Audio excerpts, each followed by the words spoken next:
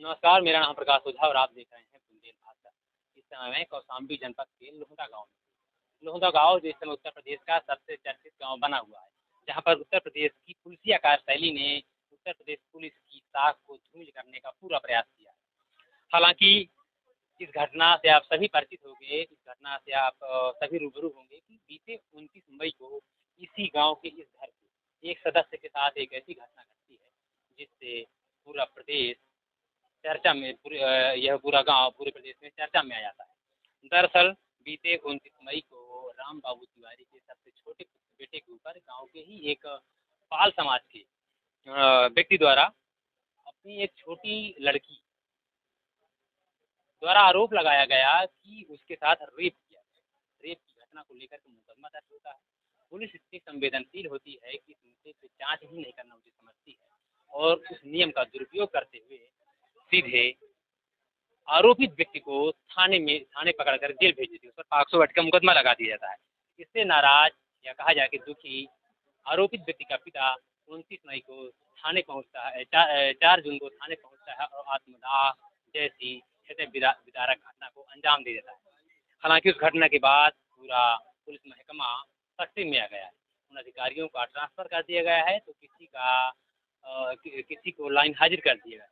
ऐसे में सत्ता पद से जुड़े बहुत सारे लोग यहाँ पर आ रहे हैं। मेरे पीछे पीड़ित का घर दिख रहा है, आप देख रहे हैं, यही वो घर है जहाँ कुछ दिन पहले खुशहाली थी, लेकिन एक ऐसी घटना घटी जिससे पूरे घर में कोहराम मच गया। राम बाबू तिवारी ने जीते जी अपने बेटे को तो न्याय नहीं दिला सके, लेकिन मरने के बाद उन्होंने अपने बेटे को न्याय दिला दिया।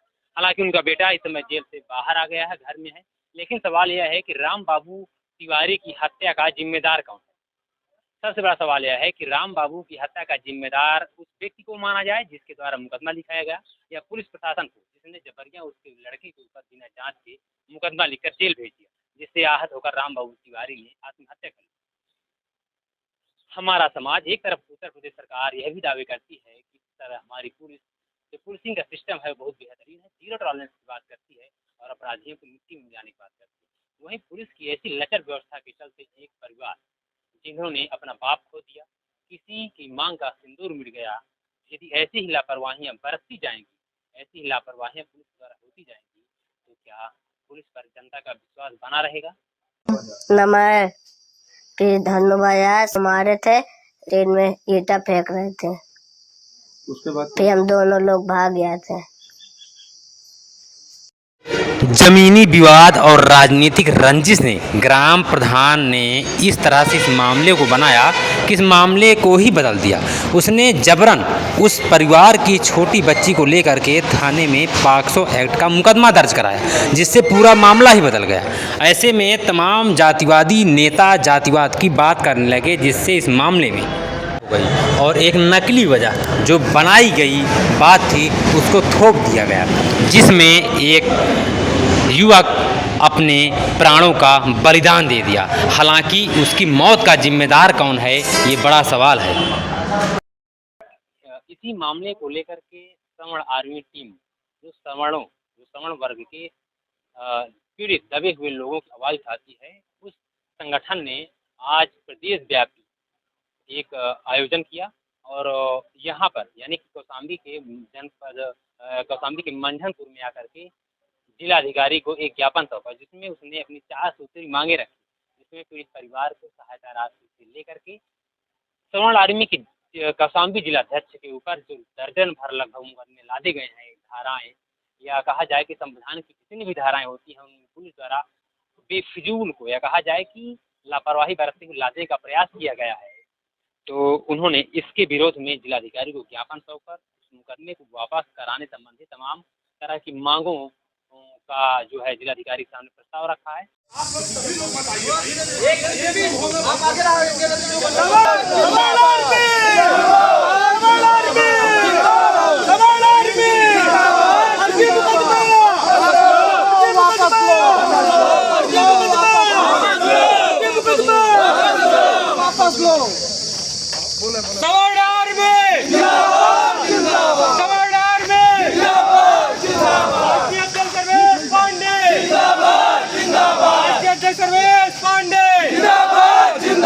जिलाध्यक्ष अभिषेक पांडे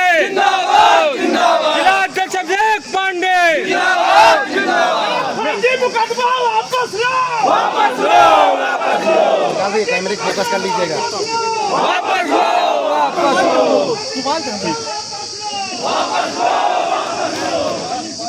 पंजीकृत किया गया था, उसमें कुछ कार्रवाइयाँ प्रशासन के द्वारा की गई हैं, लेकिन अभी जो मेरे सवर्ण आर्मी संगठन के जिलाध्यक्ष 10 साथी, उनके ऊपर जो फर्जी मुकदमा लगाया गया है वो वापस नहीं हुआ है सर। और मैं आपके माध्यम से माननीय मुख्यमंत्री जी को मैं ज्ञापन देने आया हूँ। ये हमारे प्रदेश अध्यक्ष जी हैं सूरत प्रसाद चौबे जी, आपको ज्ञापन बढ़ के सुनाएंगे सर, आप उसको सम्मान के साथ स्वीकार करें। बिल्कुल। माननीय मुख्यमंत्री उत्तर प्रदेश शासन लखनऊ महोदय, निवेदन है कि ग्राम लोहंडा थाना सैनी तहसील सिराथू जनपद कौशाम्बी में राम बाबू तिवारी का ग्राम प्रधान भूप नारायण पांडे से जो एक अपराधी प्रवृत्ति का है से चुनावी रंजिश और जमीनी विवाद चल रहा था। ग्राम प्रधान ने पुलिस से साठगांठ करके राम बाबू तिवारी के पुत्र धुन्नू तिवारी को झूठे बलात्कार के केस में फास्को एक्ट में फंसाकर जेल भिजवा दिया था। स्वर्गीय राम बाबू तिवारी ग्राम प्रधान उसके साथी मानसिक अपना धनुगाई को लेकर कर रहे थे। स्थानीय पुलिस प्रशासन विपक्षी गण से मिली जुली हुई थी। दिनांक 5/6/2025 को स्वर्गीय राम बाबू तिवारी ने सैनी थाना के सामने जान खाकर आत्महत्या कर ली।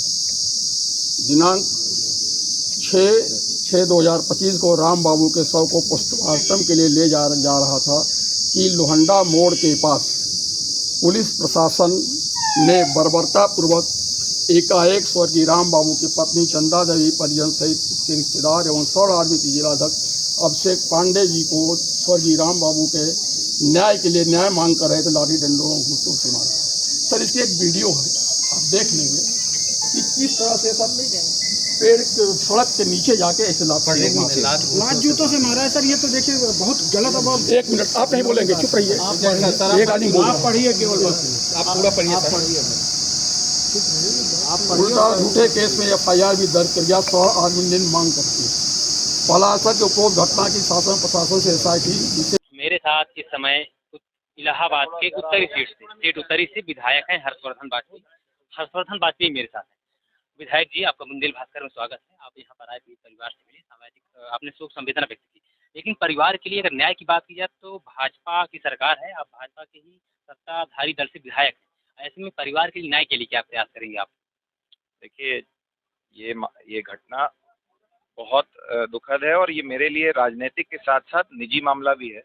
देखिए, समाज और पार्टी, पहले समाज और दूसरे नंबर पे पार्टी मुझसे ये उम्मीद करती है कि मैं अगर पूरी कमिश्नरी का, पूरे मंडल का, अगर सत्ता पक्ष का इकलौता ब्राह्मण विधायक हूँ तो पहले समाज और दूसरे नंबर पर पार्टी हो। समाज पार्टी से ऊपर होता है। ये उम्मीद करते हैं कि इसको, जो भी इसमें अन्याय हुआ है उसको कहाँ तक ठीक किया जा सकता है और इन लोगों को किस तरीके से इस परिवार को का सशक्तिकरण किया जा सकता है। इन दोनों मुद्दों पे, दोनों चीज़ों को हमें देखना है। एक तरफ न्याय दिलाना है उन अधिकारियों ने और प्रधान ने जिन्होंने इस तरीके का यहाँ पे ये रचा है, जिसकी वजह से ये सब हुआ है ट्रेजेडी। और दूसरी तरफ से जो जब ये सब चीज़ें हो जाएंगी तो जो परिवार है वो कहीं ना टूटे। ये दोनों मुद्दों पे मेरी जिम्मेदारी है, मेरी नैतिक जिम्मेदारी है। आप कहते हैं कि हमारे मुख्यमंत्री योगी आदित्यनाथ का एक स्टेटमेंट है जिसे बार बार हर एक विधायक या कोई भी भाजपा का नेता दोहराता है कि जो अपराधी हैं, जो आपराधिक प्रवृत्ति के लोग हैं, जो भ्रष्टाचारी हैं, उन्हें मिट्टी में मिला दिया जाएगा। तो क्या इसमें जो भी शासन के लोग, प्रशासन के लोग शामिल थे, क्या उनको भी मिट्टी में मिलाया जाएगा? क्योंकि इस मामले में जो पॉक्सो एक्ट लगा, जो पॉक्सो का नियम था कि जाँच होनी चाहिए, इसके बाद गिरफ्तारी होनी चाहिए, सीधे से घर वालों का दावा है, आरोप है कि पुलिस प्रशासन ने ना तो कोई मेडिकल जांच कराया पीड़िता का, ना ही उन्होंने इस मामले में विवेचना की, और सीधे मुकदमा लिखने के बाद पीड़ित परिवार के जिस व्यक्ति पर आरोप लगा था उस लड़के को उठा के जेल में डाल दिया।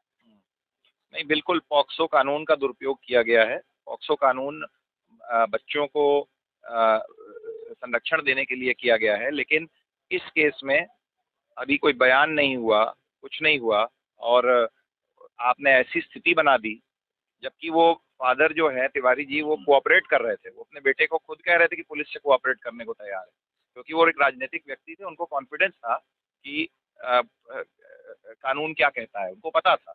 लेकिन इस तरीके से कानून का दुरुपयोग किया जाएगा तभी ये घटना घटी है जो हम अब वो हमारे बीच में नहीं रहे।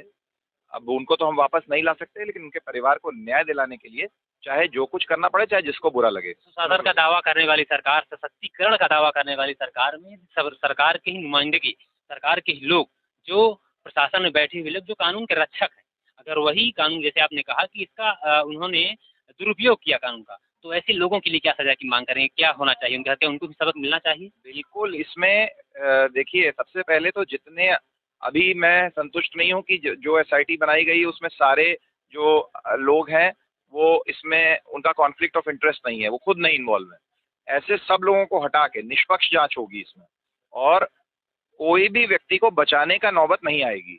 ये बात है। इसको मैं आज मैं अभी यहाँ से जा रहा हूँ, कप्तान के साथ, एसपी के साथ में मीटिंग है, और उसके बाद टाइम बाउंड, ये नहीं कि देख लीजिएगा आगे, टाइम बाउंड अगर उसमें जो अधिकारी हैं उन पे कार्रवाई नहीं होती है, और इन लोगों का जो ये डर का माहौल यहाँ बनाया गया है, जो धमकी दी जा रही है यहाँ लोगों को, वो माहौल अगर बदलता नहीं है तो इस बात को हम लोग टाइम पीरियड जो इनको हम देंगे, अगर उसको एक्सीड हो गया तो फिर हम लोग डीजीपी और होम सेक्रेटरी के यहाँ और योगी आदित्यनाथ जी के यहाँ हम लोग इस एक निश्चित समय सीमा के अंदर इस मामले का हल निकलना चाहिए। लेकिन जैसे आपने कहा कि अधिकारी जो वर्ग जांच कर रहा है, जो एक जांच टीम गठित हुई है, उसके लोग ही इससे संतुष्ट नहीं है, इसमें इंटरेस्ट नहीं लेना चाह रहे हैं, तो क्या जो अधिकारी वर्ग शामिल रहेगा वो अपने ही अधिकारियों के खिलाफ कोई जांच करेगा? ऐसे लोग, क्या इसमें अन्य किसी दूसरे डिपार्ट के लोग होने चाहिए जांच में, तो राजनीतिक लोग भी शामिल होने चाहिए?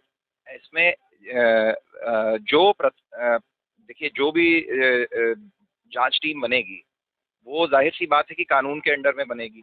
कोई हम खप पंचायत तो बना नहीं सकते, कि इसमें कानून के दायरे में ही हम लोग बनाएंगे। लेकिन ये बहुत ज़रूरी है कि जिन ऑफिसर का पे आँच आने वाली है वो ऑफिसर इससे दूर दूर रहें, वो इसमें इन्वॉल्व नहीं होने चाहिए, और किसी भी प्रकार का जो ऑफिसर्स हैं उनके ऊपर दबाव बनाने की स्थिति में कोई उनके ऊपर का ऑफिसर इसमें लिप्त ना हो। जैसे अब अगर आईओ है, वो आईओ के को जांच दे दी गई और आईओ के ऊपर का कोई अधिकारी यहाँ का उसमें लिप्त है, तो जाहिर सी बात है वो आईओ के ऊपर दबाव बनाने की कोशिश करेगा। ये स्थिति ना हो। जो टीम है उसको पूरी तरीके से सैनिटाइज करने की ज़रूरत है, क्वारंटीन करने की ज़रूरत है, कि जितने लोग उसको इन्फ्लुएंस कर सकते हैं वो सब अपनी जिम्मेदारियों से हटा दिए जाए, उनको जिला बदल किया जाए, उनका सस्पेंशन किया जाए, उनको किसी भी तरीके से वो कुर्सी पे ना हो, मतलब कि जांच को प्रभावित न कर सके। बिल्कुल बिल्कुल। तो क्या गाज गिरेगी ऐसे अधिकारियों पर? बिल्कुल गिरेगी, 100% गिरेगी। और ये मेरे, जैसे कि मैंने कहा कि मैं ब्राह्मण समाज का बहुत गर्व के साथ कहता हूँ कि मैं ब्राह्मण समाज का विधायक हूँ, इस कमिश्नरी का इकलौता सत्तापक्ष का विधायक हूँ। ये मेरी नैतिक जिम्मेदारी है, मुझे समाज ने भेजा है यहाँ, और मैं समाज के लिए न्याय दिलवा के ही रहूँगा। तो धन्यवाद आपका। तो मेरे साथ थे शहर उत्तरी, प्रयागराज के शहर उत्तरी सीट से विधायक हर्षवर्धन वाजपेयी, जो 2 बार से लगातार विधायक हैं उस सीट से। उनका दावा है कि उनके साथ, पीड़ित परिवार के साथ निष्पक्ष जांच होगी। अब देखना यह है कि सूबे में जीरो टॉलरेंस की बात करने वाली सरकार में पीड़ित परिवार को कहाँ तक न्याय दिया जाता है, या इसी तरह मामले को रफा दफा करके मामले को रफा दफा करने की कोशिश की जाएगी।